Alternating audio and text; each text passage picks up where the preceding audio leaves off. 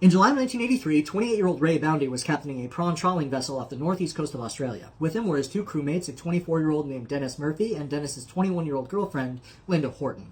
On the 25th, they sailed into a really bad squall, and at midnight on the morning of the 26th, they were hit by a giant wave which capsized their boat. All three of them made it safely off the boat and then back up onto the overturned hull, but now they're on an actively sinking ship in the middle of the ocean in the middle of the night, so they need to come up with a plan.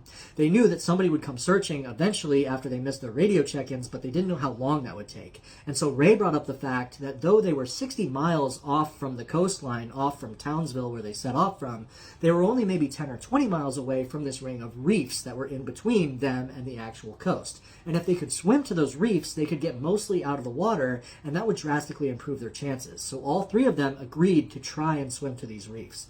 So they looked around, they found anything that would float, which ended up to be a surfboard, a life ring, and some styrofoam boxes.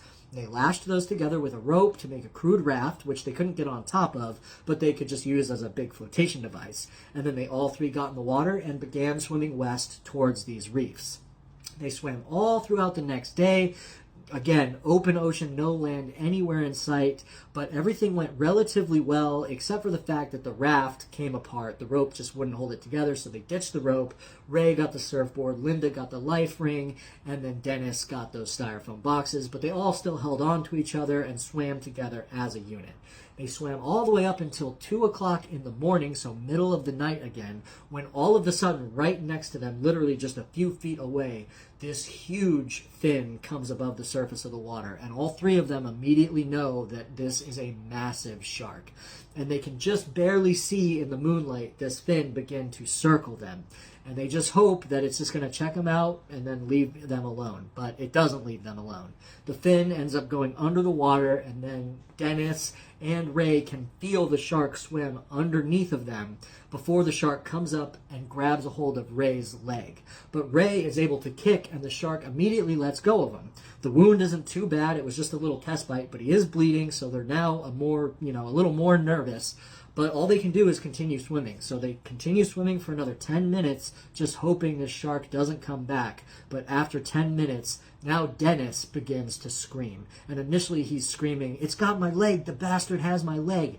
And he is being drugged through the water in front of the other two, who are yelling at Dennis to try and kick it, but this isn't working. And then Dennis is drugged under the surface of the water, and there is silence for a few seconds before Dennis pops back up. And when Dennis pops back up, he no longer has a leg. His leg was completely amputated by this shark.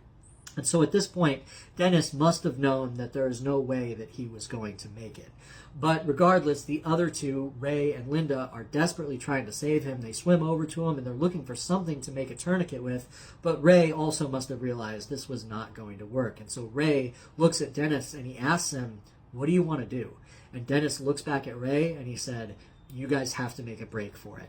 At which point, he took his arms and he pushed Linda and Ray away from him. And Dennis turned around and began swimming out to sea, dragging this trail of blood behind him, presumably trying to get the shark's attention away from his girlfriend and Ray. And it didn't take long. He took about 4 or 5 strokes before the shark came back and hit him again. And Ray said it looked like you put a human through a meat grinder. Dennis began screaming as he's being torn apart by this shark. And Ray and Linda cannot bear to look and see any more of what's happening. So they turn around and they just begin swimming away as fast as they can. And eventually, Dennis's screams stop. Now, of course, Linda is inconsolable at this point. She's screaming, but after swimming for another hour or so, finally, Ray's able to get her to stop screaming, but they're both still in shock.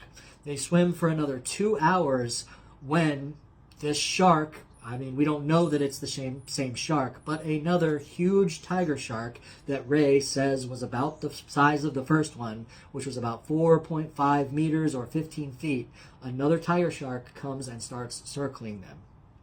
Now at this point, Linda begins to scream again, and she's kind of thrashing around, and Ray obviously is panicked too, but all they can do is keep swimming. There's nothing else to do. Well, the shark is circling them until at some point, the fin stops circling, and it just goes straight for Linda. Now, she's sitting in a life ring, so her upper torso is up out of the water. And the shark comes, and if this is Linda, its head comes halfway up out of the water and grabs her by the upper torso. So its jaws are around her chest and her arms. And when it goes back down in the water, this forces her upside down. So now her legs are up in the air, and it is just thrashing her around. So Ray is just looking in horror as he's watching Linda's legs just fly around in the air. And he knows that there's nothing he can do to help her. So he just continues swimming. He would swim for several more hours until finally, off in the distance, about 200 meters away, he would end up seeing that reef. And about that time, he saw what he thinks was that same shark. He saw its fin again. But he still had that surfboard, and he was able to catch a wave into the reef. All told, he had spent 36 hours in the water.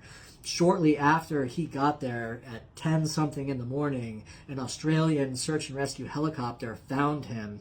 And when they got him, he recounted this crazy tale to them about this shark that had stalked them and killed his two friends.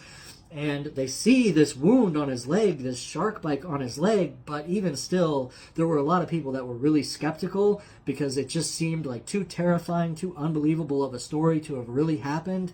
But he's the only one that lived through the ordeal. They never found the other two, nor did they find any remains, so Ray is the only one that will ever know what really happened.